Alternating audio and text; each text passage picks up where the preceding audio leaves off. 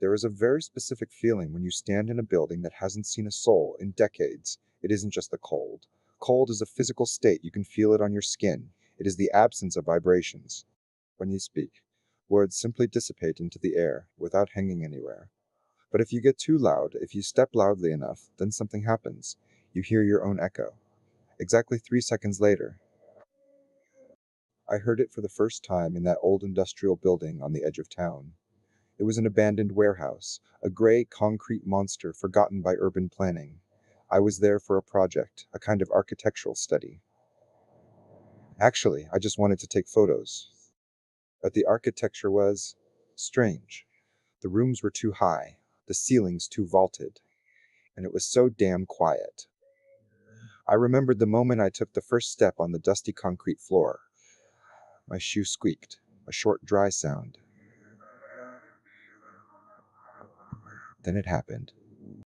3 seconds later, right where I had just been standing, I heard an almost identical squeak. I froze. My heart hammered against my ribs. I waited. Nothing. I took another step. A noise. 3 seconds later, a noise. It wasn't a normal echo. A normal echo bounces off walls. That wasn't it. It sounded as if someone right where I was standing was mimicking the same step. It was a reflection in time. I tried to explain it rationally. Maybe the hall was so extreme that my brain misinterpreted the feedback. Maybe there was an acoustic anomaly in the geometry of the space.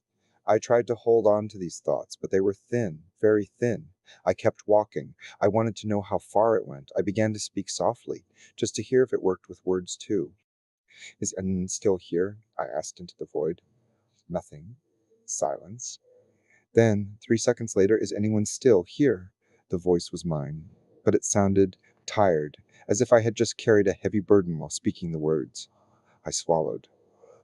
The air in the room tasted of old dust and something else. Something metallic, like rusted iron or old coins. I took another step. A noise. 3 seconds later, a noise. I began to run. I wanted to know how fast the echo reacted. I ran through the flat corridor, the steps echoing like drum beats against the bare concrete walls. The reflections followed me, always 3 seconds delayed. It was like an invisible shadow trapped in time, an echo that carried not just the sound, but the movement. I stopped abruptly. The echo ran another half-meter further before it also stopped. It felt as if I were being watched by something, not by a human. You couldn't sense eyes, no intent. It was more as if space-time at that spot was thin, as if the space had developed a kind of memory, and that memory was damaged. I heard myself breathing, a deep, rattling inhale. 3 seconds later, a deep, rattling inhale. It was at that moment that I felt a chill run down my spine for the first time. It wasn't just the echo. It began to change the nuances. I spoke again. I should go. 3 seconds later, I should stay. The words were almost identical, but the final tone was different. My echo had emphasized stay. It was a small, almost inaudible change. A nuance that my brain actually wanted to ignore. But I had heard my own lips move. They hadn't moved. I stood frozen. My racing heart was now so loud I could feel it in my ears. Is that a mistake? I whispered. 3 seconds later. Is that mistake? The concrete walls around me seemed darker now. The shadows in the corners of the room looked deeper than they had been before. I felt the cold properly now. It was no longer just in the air. It came from the surroundings. It was in the walls. I took one step back. 3 seconds later, one step back. It felt as if I were stepping into a swamp of time.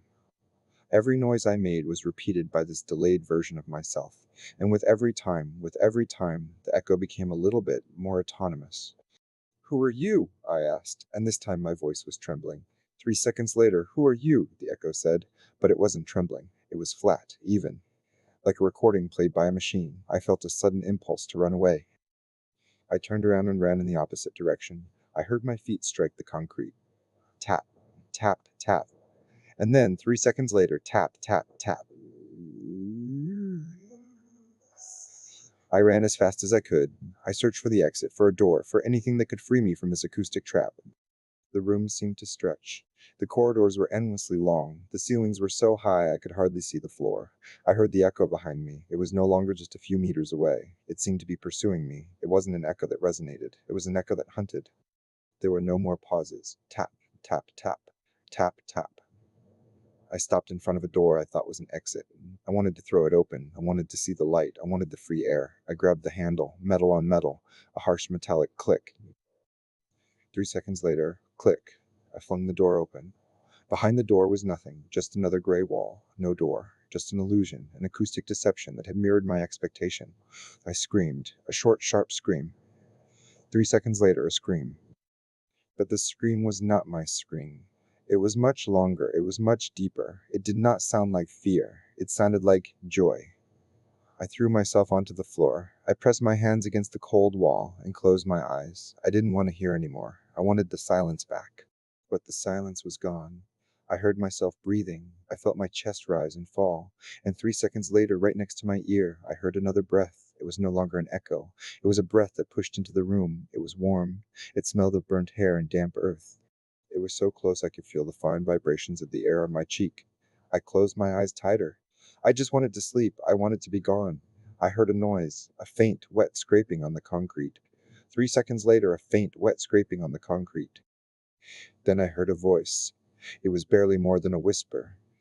It was so close it seemed to echo in my brain before it reached my eardrum. Why did you stop?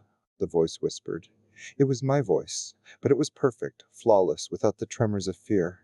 I felt, ich spürte die Fingerkuppen auf meiner Haut. Ich wagte es nicht, mich zu bewegen. Ich wagte es nicht, zu atmen. Ich wusste, dass ich mich bewegen musste. Ich wusste, dass ich weg musste. Aber mein Körper fühlte sich an wie Blei. Zeichen im Nacken, drückte ein wenig fester. Und dann hörte ich es wieder.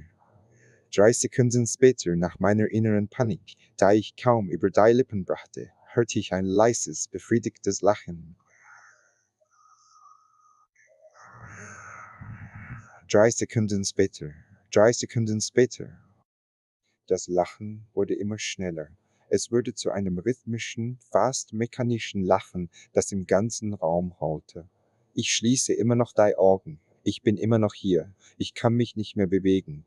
Und ich höre, wie etwas anderes in diesem Raum mit mir atmet. Wenn du das nächste Mal in einem leeren Gebäude bist, achte auf deine Schritte.